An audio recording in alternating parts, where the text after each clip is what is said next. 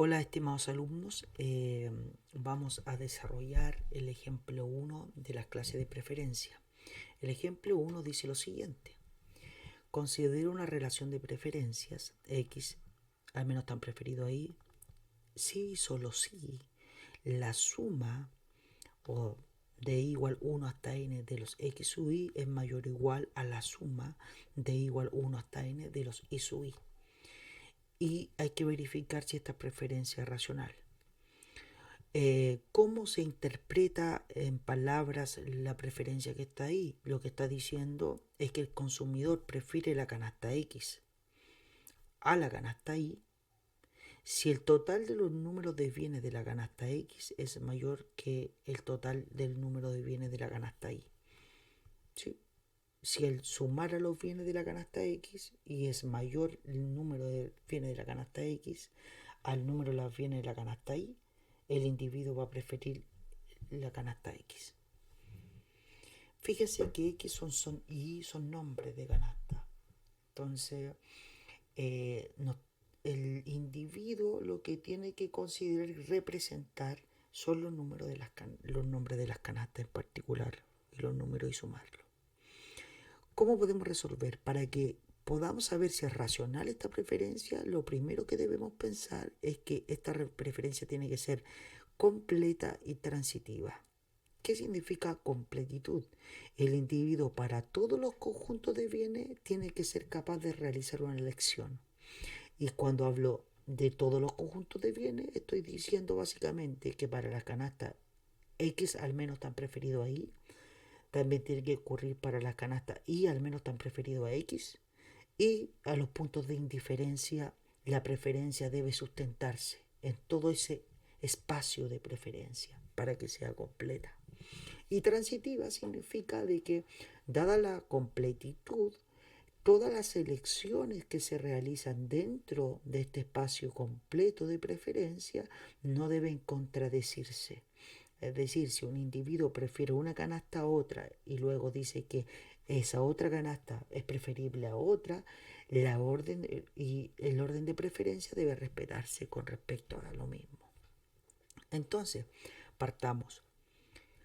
Completitud. ¿Sí?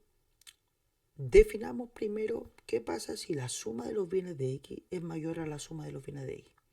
Por implicancia, nosotros sabemos que el individuo va a decir que X es al menos preferido a Y. ¿Va a poder realizar la elección? Sí, porque va a tener claro, va a sumar todos sus bienes y va a decir la suma de los bienes de X es mayor a la suma de los bienes de Y, entonces yo puedo decir que X es al menos preferido a Y. No hay problema. Pero ¿qué pasa si la suma de los bienes de Y son mayores que la suma de los bienes de X? ¿El individuo puede realizar una elección? Sí. ¿Por qué? Porque básicamente es cambiarle el nombre. Ningún aspecto diferenciador. Pero en vez de decir que X es al menos tan preferido de Y, él va a decir no, ahora Y es al menos tan preferido a X. Porque la suma de los bienes de Y es mayor a la suma de los bienes de X. ¿Sí? Y ahora, ¿qué pasa si son iguales los números?